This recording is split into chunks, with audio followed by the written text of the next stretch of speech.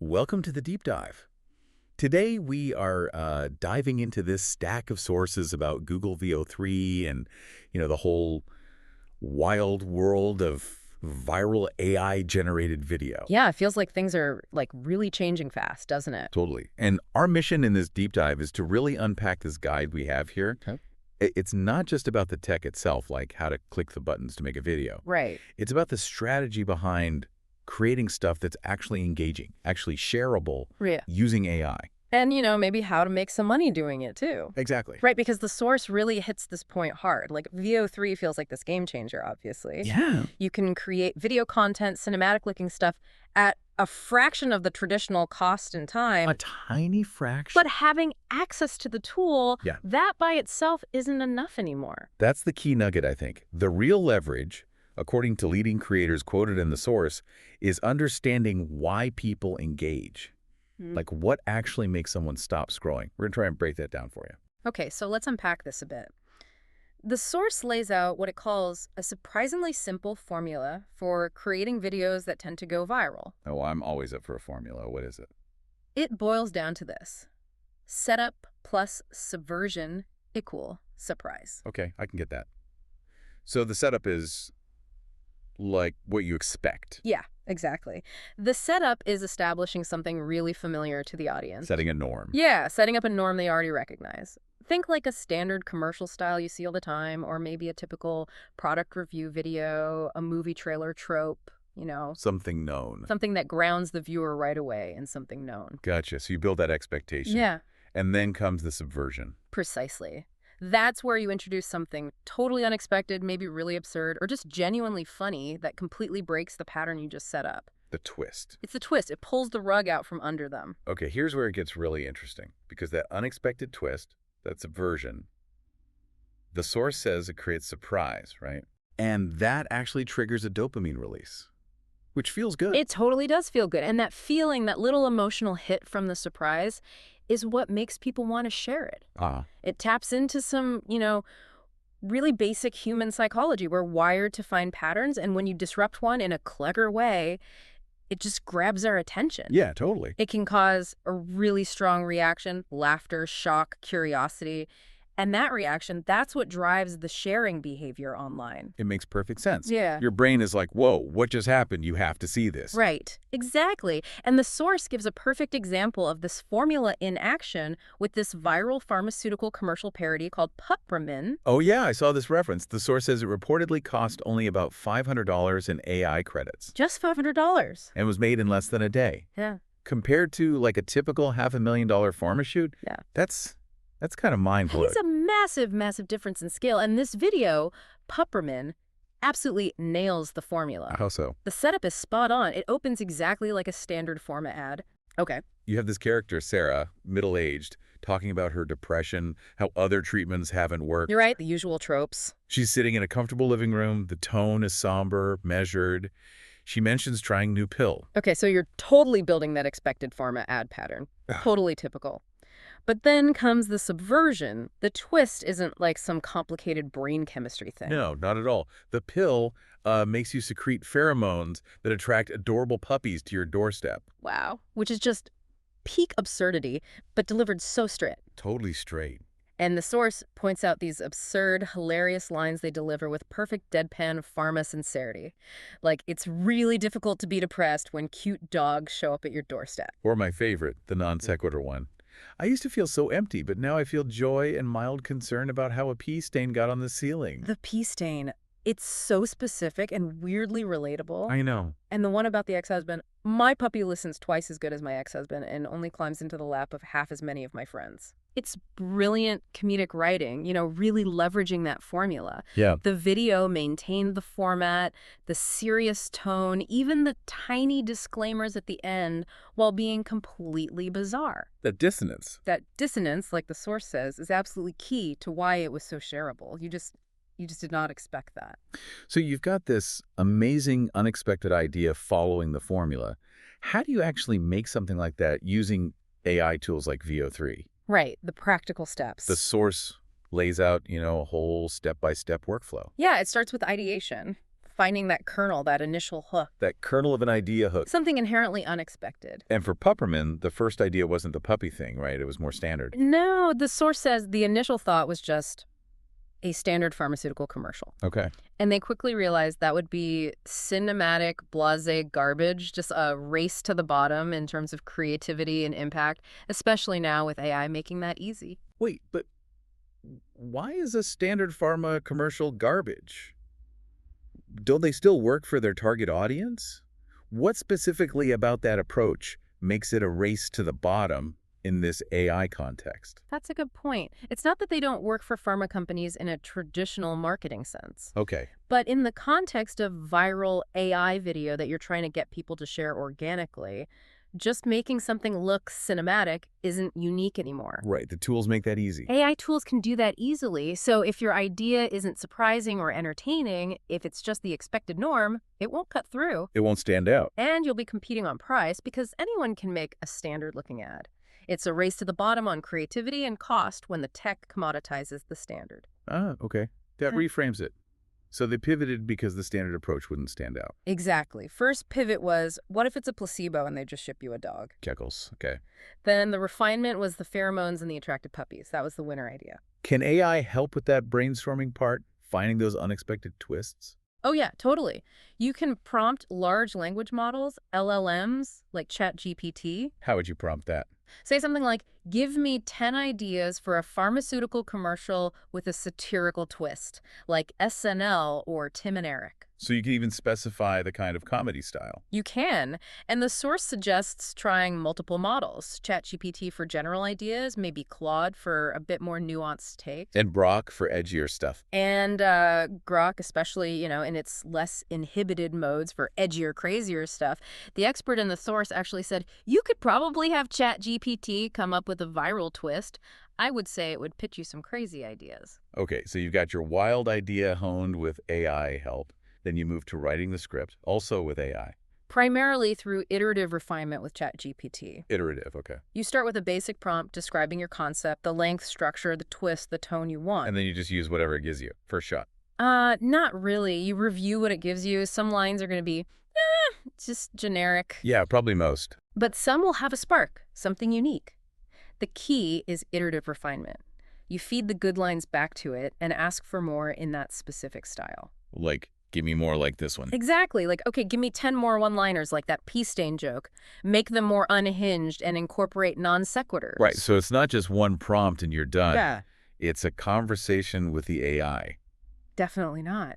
The source has a great quote on this. They say, it's good, like 95% of the jokes aren't that funny, but 5% actually are, and if you just prompted enough. Huh. So you got to sift through a lot. You just have to be persistent, keep generating and refining. Probably 70% of the lines in this are ChatGPT, but it's not like a one-shot prompt. Okay, so you've got your script refined with the AI, hitting that setup subversion formula. Now you need to actually make the video clips using Google Veo 3. Right, the generation phase. How do you translate that script into prompts for the video tool? You can use ChatGPT to help structure those prompts, maybe by giving it a detailed example format and asking it to follow that. But the source notes that Veo 3 is actually pretty simple. Oh, simpler prompts. That's nice. Less prompt engineering needed. Yeah.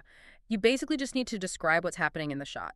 It actually does not need complicated prompts. Interesting. A clear overview of the scene and the dialogue for that moment is often enough. Got it. Describe the scene, add the dialogue, and the source had a really crucial tip here, right? Of avoiding weird subtitles. Yes, absolutely crucial. To avoid getting those weird gibberish subtitles burned directly into your video by Veo 3. Yeah. What do you do? You must not use quotation marks around dialogue in your Veo 3 prompts. No quotes at all. Just put the dialogue text there, no quotes. Okay, that is a big practical tip. No quotes around dialogue in Veo 3 prompts, so you're ready to generate the clips. Right. You access Veo 3, select the highest quality model you want to use. Settings. For settings, the source recommends generating one output per prompt. Why just one? To save money, or? Both cost and review. You want to manage the credits because they add up around $2, $3 or 100 credits per generated shot they mention. Right. But also, you want to review each one. You input prompts individually. That lets you iterate and tweak if a shot isn't working. Makes sense. Check as you go. You don't want to generate a whole batch and find out the character looks totally wrong in all of them or the camera angle is weird. And the source says to expect variation. Like you won't use every clip it spits out. Oh, yeah. Definitely expect a pretty high ratio of generated clips to usable ones. They suggest maybe 3.1 or even 5.1. Wow, 5 generated for every one you use. You've got to generate a bunch to get the few perfect shots you need for your edit. What were the big challenges they mentioned for VO3 generation? What's tricky? Character consistency is a huge one. VO3 really struggles to make the same character look the same across different shots. Ugh, that's tough for narrative. That's like the biggest issue still, right? It is. The best workaround they suggest is describing the character in extreme detail. Like how detailed? And I mean like extreme. And doing that consistently in every single prompt for that character. Okay, every single time. Also, apparently text-to-video generation is often better for consistency than using an image reference, interestingly. That's good to know. Text to video over image to video for consistency. What else is tricky? Audio generation can be inconsistent. Sometimes it works. Sometimes it doesn't produce audio at all. Sometimes the quality varies a lot. Okay, so audio's hit or miss. Yeah. And the subtitle thing, again, they mentioned it twice, so it must be a real pain point. Yes. They reiterate it in the pro tips section because it's apparently that important. Absolutely no quotation marks around dialogue in the prompts if you want to avoid those weird burned-in subtitles. Seriously. Nope. Oh, heck, I got it. No quotes. So you've got your pile of usable clips after generating and iterating. Now you got to put it all together. Editing and finalizing. Yep. Import your clips into your editor. Final Cut Pro, CapCut, DaVinci Resolve. Honestly, the free options now are incredibly powerful. Yeah, Resolve is amazing for free. Totally. Assemble the clips according to your script. And pacing and timing are, like, super crucial here, right? Well, especially for comedy. Absolutely critical. You got to adjust the cuts, the pauses between lines, how the dialogue lands. That's where the art comes in. That's what makes the jokes hit or build suspense effectively. And then add the polish. Music, sound effects. Exactly. Transitions, background music, make sure it's licensed. Sound effects, color correction, make it feel like a finished piece. Right. Then export it for wherever you're planning to post it, vertical for shorts or reels, widescreen for YouTube. Cool. So beyond that core workflow, the source gives some pro tips from AI viral strategists. These are like more advanced techniques to make it feel more cinematic and intentional. Yeah, like describing camera movements directly in your prompts. Oh, wow. Don't just do static shots. Add things like camera slowly dollies in, or a slow push in on the product, or rack focus to the character in the background. Ooh, that adds a lot more visual dynamism. Takes it beyond just basic generation. What about the characters themselves? Get hyper detailed in your character descriptions. It's not just for consistency, though that helps. Wow. It's also to get a really specific look or feel. They give an example for Sarah from Puppramin. Middle-aged woman, mid-30s, shoulder-length dark blonde hair, slight natural wrinkles around her eyes, conveying a sense of lived experience. Wow, that's like writing directing notes into the prompt. Very specific. It really is. And you can include emotional cues and subtext, too. Guide the AI on the character's internal state. How would that look? Like she coyly quips her response, a slight smirk playing on her lips, fully aware that she's making a subtle joke about her ex-husband's past infidelity. You're basically writing performance direction for the AI. That's fascinating. Pretty much. And add rich environmental or prop details. Small things can make an AI scene feel more real or deliberately quirky. Like the pea stain. Like adding that a faint, unexplained pea stain is visible on the ceiling when she looks up. Chuckles, the pea stain again. It's such a weird, specific detail, but it works. It makes it memorable. It does. And then, of course, they reiterate the big one for a third time. No quotes around dialogue in your prompts. Okay. Message received. I'm never putting quotes around dialogue in a VO3 prompt now. Ever. Loud and clear. Good. It's important. Apparently very important. So you've used the formula, mastered the workflow, applied the pro tips, and you've got this technically good, creatively surprising video. But the source says that's really only half the battle. Right. Here's where it gets really interesting. Making a great video isn't enough if no one ever actually watches it. Yeah. The hook is arguably the single most critical element to getting seen. This totally reminds me of, Mr. Beast philosophy, which the source brings up. Yes. He's famous for saying headline thumbnail video content. Right. His point being, if the headline doesn't grab them on a feed, they'll never even see the thumbnail. They just scroll past. And if the thumbnail isn't compelling, they won't click to watch the video content no matter how good it is. It's like these super tiny micro windows you have to work with, like milliseconds. Exactly. On platforms like X or Twitter, you have like literally 0.2 seconds to hook someone with your text headline as they scroll. 0.2 seconds. And then if they click or if it autoplays, you only have the first 2-3 seconds of the video itself to keep them watching. That's terrifyingly short amount of time. It really is. So your hook has to be incredibly powerful. The source gives a fantastic example using the Puppramin video's own promotion hook. Oh yeah, that hook was great. It was. I used to shoot $500 pharmaceutical commercials. I made this for $500 in VO3 credits in less than a day. What's the argument for spending $500K now? Steal my prompt below. It's kind of a masterclass in hooking attention in that small window. Let's break down why that works, according to the source. Why is that so effective? Okay, first off, it immediately establishes credibility. I used to shoot $500 commercials. Authority. Like, this person knows the traditional industry inside and out. Right, they have authority. Then it creates this stark, compelling contrast. $500 versus $500. Yeah, those numbers. Those symmetrical numbers make it really stick in your head. Totally. It's a massive, almost unbelievable difference, which makes you curious. Definitely curious. Then it places a really provocative question. What's the argument for spending $500K now? Challenges the status quo. That challenges traditional thinking and encourages people to chime in, increasing engagement. And finally, it offers tangible value right up front. Steal my prompt below. Gives you a reason to click. It gives you a direct reason to click, to see the video and get the goods. It hits all the right notes for curiosity, authority, contrast, and value. Yeah, that's a killer hook. The source does caution, though. Find your own provocative voice. Don't just do generic clickbait. Right. Make it specific and unique. It has to feel authentic to you and the content. Yeah, ask a fit. Okay, so you've got the formula down, the workflow, the pro tips, the killer hook. Now for the fun part, how do you actually make money with these VO3 skills and AI video creations? The source lists about 10 proven ways creators are doing this. Lay 'em on us. What are they? First, build a powerful personal brand. Create content regularly. Grow an audience. The foundation. That audience is your platform, your asset for everything else. Like what we're doing right now, I guess. Yeah. Building an audience interested in this topic. Pretty much, yeah. Second, create bespoke commercials for niche industries. Like who? Target places that traditionally couldn't afford high-quality video, local breweries, small businesses, specialized services. You can offer cinematic quality for significantly cheaper. Okay, that makes sense. Fill a clear gap in the market, undercut the big guys for smaller clients. Third, partner with marketing and advertising agencies. Agencies need AI video expertise now to stay competitive. Oh, interesting. You can position yourself as their go-to specialist. Be the AI video person they call when a client wants something cutting edge or fast or cheap. Exactly. Fourth, develop narrative series with brand integration.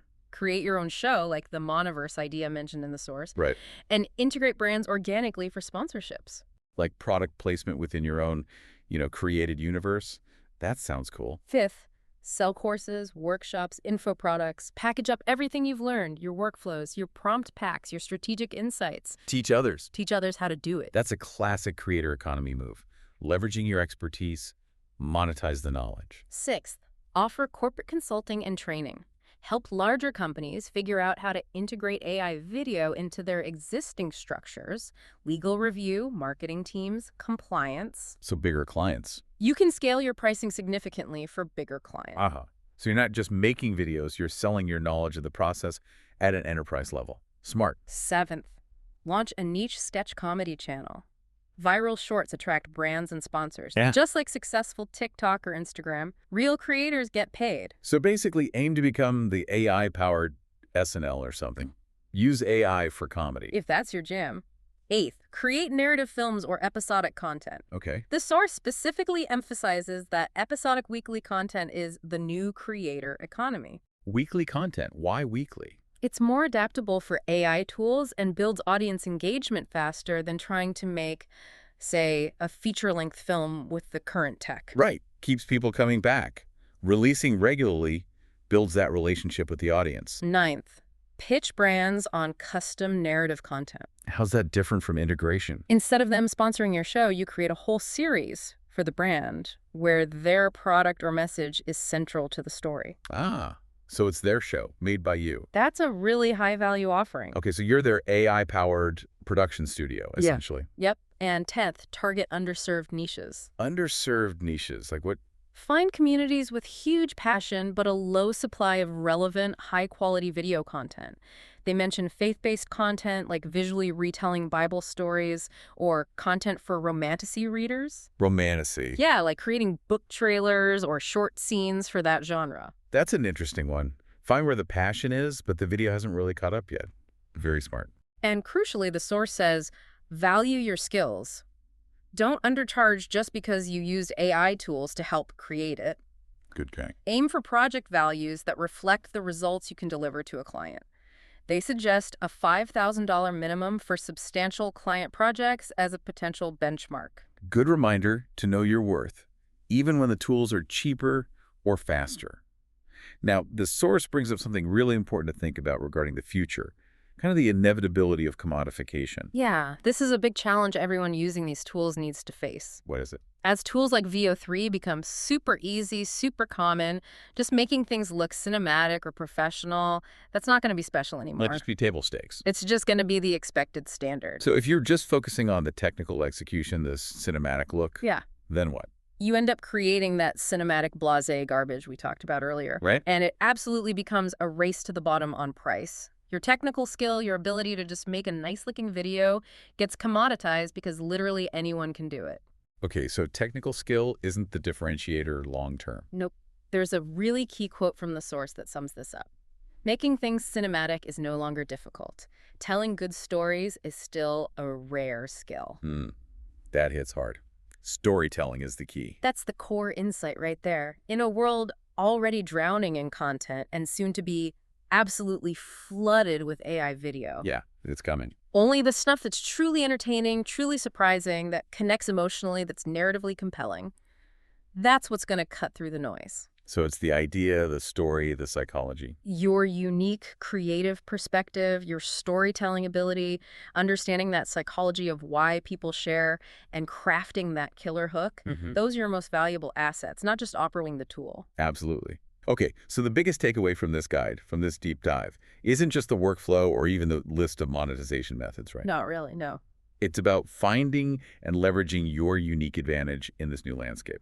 Yeah, it's your unique creative angle, your authentic voice, and that deep understanding of, what makes content shareable at a human level. The source gives some guiding principles for this. Like, lean into your weirdness and your passion. Yeah, your unique interests. Whatever genuinely fascinates you, whatever your quirky interests or obsessions are, that's fertile ground for original content ideas that will resonate with others who share them. That's where unique voices come from. Don't try to be generic. Find and serve those underserved niches we talked about. Right. Look for passionate communities where there's a real demand for content, but maybe not a lot of good video supply yet. And this one's really interesting. Copy frameworks, not content. Okay, what does that mean? Don't just remake the viral video you saw. Study how successful videos work. The setup subversion formula, the pacing, the editing structure, the hook strategy. Learn the structure. Learn the mechanics. Then apply those structures to your original ideas, your unique perspective, your niche. Yeah, don't copy the dance trend. Copy the structure of a viral dance trend and put your own spin on it. Exactly. They even suggest practicing by recreating things just to learn the mechanics and then go make your own. That's good advice. Practice the form. And ultimately, just do what genuinely fascinates you. Authentic passion really shows through, Yeah, you can tell. And it tends to lead to the most original, most compelling work. It all comes back to that core idea the creators in the source mentioned right at the beginning. What was that again? It's not just about your ability to technically make something. It's about your ability to understand why people would want to watch the whole thing and share it with their friends. The why. Yeah. That revolution is definitely here, as the source puts it.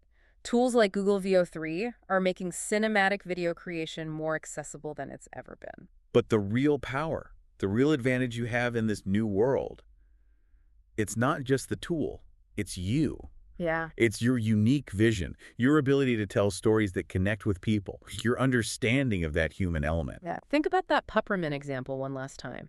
It wasn't just the AI making weird visuals. No. It was the brilliant, absurd concept behind it and the perfect execution of that setup plus subversion formula that made it memorable and shareable. So what unique story do you have swirling around in your head? What underserved niche sparks your interest? That's really something to mull over as we wrap up this deep dive. Hopefully this gave you some real aha moments and sparked some ideas for your own creative ventures in this wild new AI video world.